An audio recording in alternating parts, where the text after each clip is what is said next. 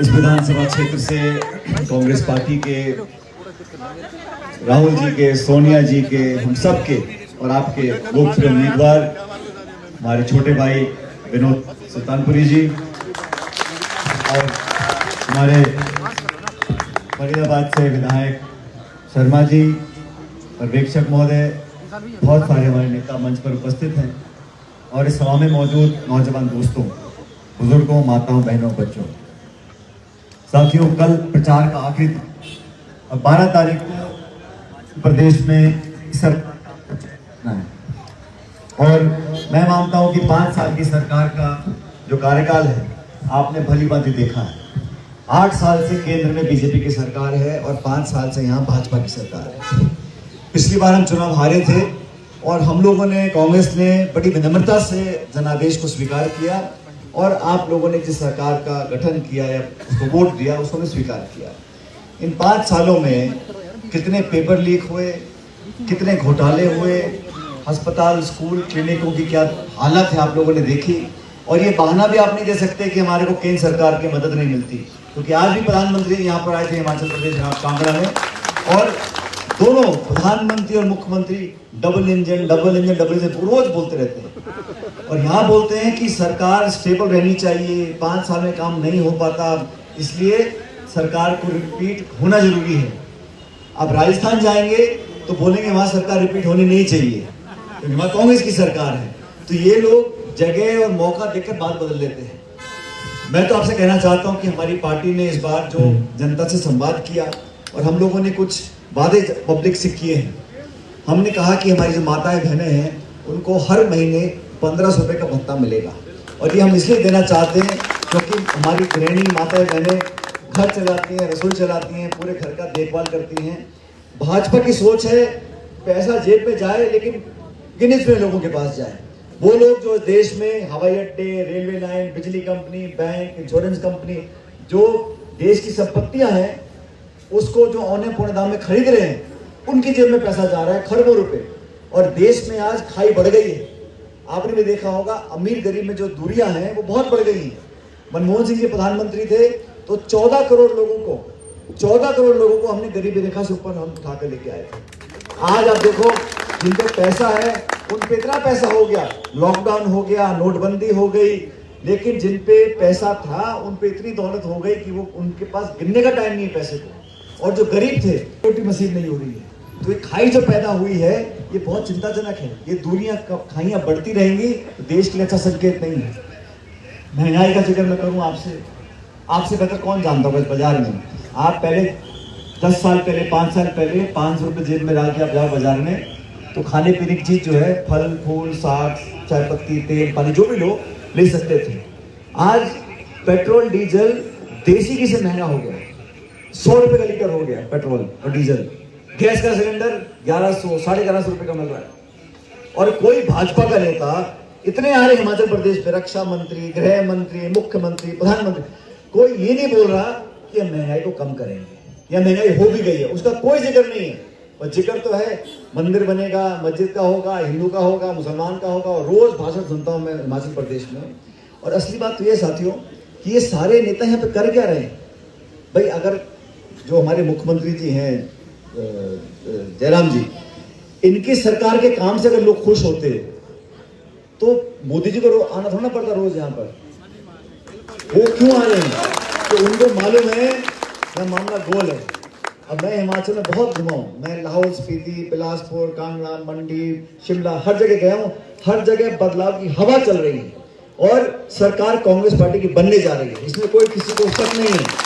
मतलब जो भाजपा के समर्थक भी हैं, आप कैमरा हटा दो तो मन बोल देंगे साहब इस बार तो हमारा मामला खराब है। तो जब सरकार बन रही है और हमारे छोटे भाई को यहाँ पार्टी ने तीसरी बार मौका दिया है, मौका क्यों दिया है? तो पहली बार तो ये हार गए 20-22 वोटों से, दूसरी बार हार गए 400 वोटों से। तो इस बार मैं आपके बीच यहाँ पर आया हूँ आपसे निवेदन करने के लिए कि राजनीति में, जीवन में हिसाब किताब बहुत जरूरी है। तो हिसाब किताब ये बोलता है कि 20-22 वोट तो पिछली बार की है और 400 इस बार की, आप गुणा कर दो तो लगभग 8,500 वोट से आपको जिताना है।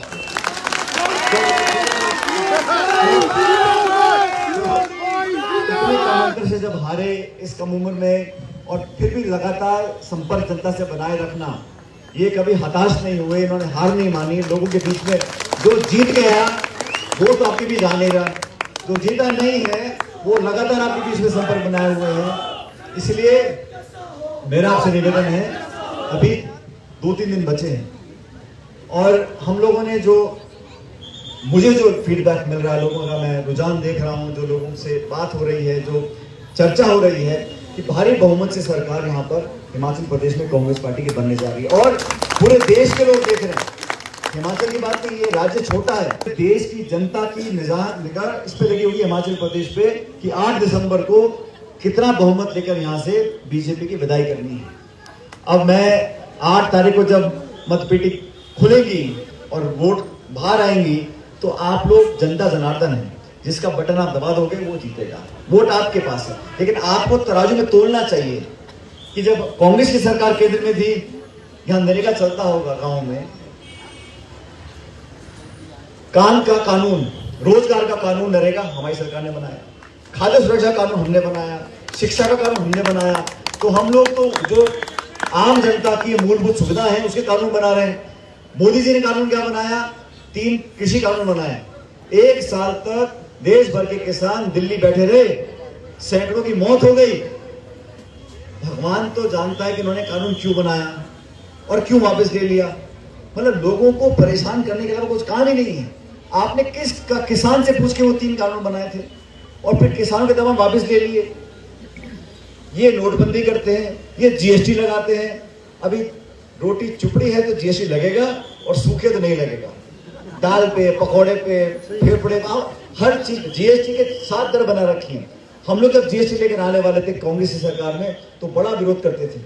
पूरी बीजेपी बोलती थी अरे जीएसटी आएगा तो ये हो जाएगा वो हो जाएगा। हमने बड़ा सरल, आसान और एक स्लैब पर जीएसटी रखा था पूरे देश के लिए। जब ये आ गए तो उन्होंने एफडीआई भी लेकर आए। जब ये विपक्ष में थे बोलते थे हमें एफडीआई नहीं चाहिए, वो इनका एक संगठन स्वदेशी जागरण मंच रोड ढोल पीसता था, निवेश नहीं होगा, निवेश नहीं होगा। अब ये डिफेंस में एफडीआई लेकर आ गए, इंश्योरेंस में लेकर आ गए, इन्होंने सब कुछ भेज दिया। हवाई अड्डा, रेलवे लाइन, बीमा कंपनी, बैंक, एलआईसी, जो हाथ तक सब पीछे जा रहे हैं, वो भी गिने चुने लोगों को। और गरीब आदमी को बोल रहे हैं कुछ तू भजन कर, पूजा कर, तिलक लगा, घूमता रहे यहाँ पर।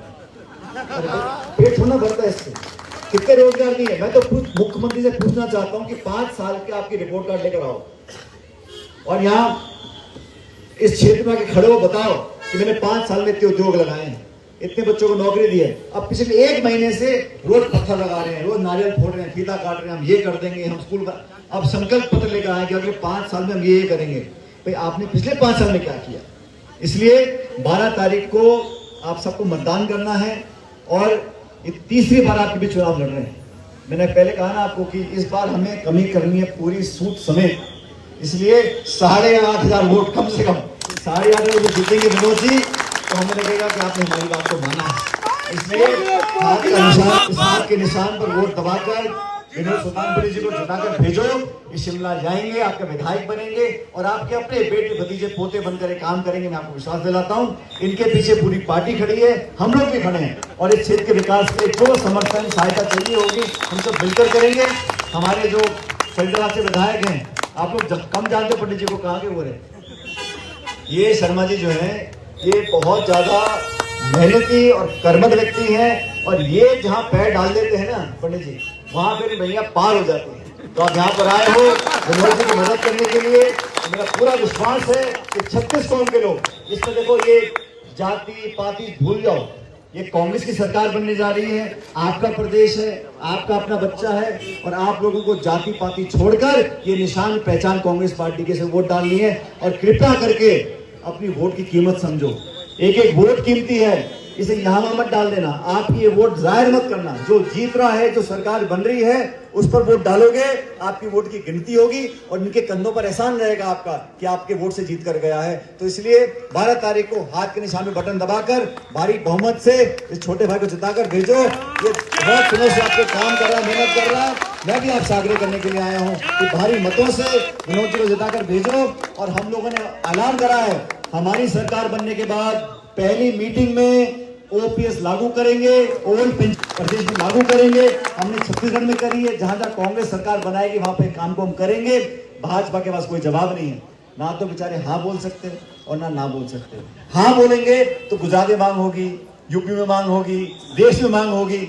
ना बोलेंगे तो हिमाचल लोग कपड़े फाड़ेंगे, तो फंस गए। अब कहते हैं हमें कमेटी बना के देखेंगे। अरे भाई, आपको जब करना होता है तो आप कमेटी बनाते नहीं हो, आप मनमानी करते हो, ठोक के निर्णय लेते हो। अब किसने रोका है आपको? तो कांग्रेस का कमिटमेंट है, हम लोग ओपीएस लागू करेंगे इस प्रदेश के अंदर। लेकिन आपसे मेरा विनम्र आग्रह पुनः अंतिम बार कि 12 तारीख को भारी बहुमत से विनोद विजयसागर भेजो और उनको एमएलए बनाओ। भगवान आपको हमेशा खुश रखे और परमपिता परमेश्वर से प्रार्थना करता हूँ आपके चेहरे पर हमेशा मुस्कुराहट बनी रहे। आपका आपस का प्रेम, मोहब्बत, भाईचारा, अपनापन जो है सबसे बड़ी हमारी ये एक बहुत कीमती चीज है। इसको हम ऊपर वाला हमेशा बरकरार रखे। बहुत बहुत धन्यवाद। जय हिंद, राम राम। साहब।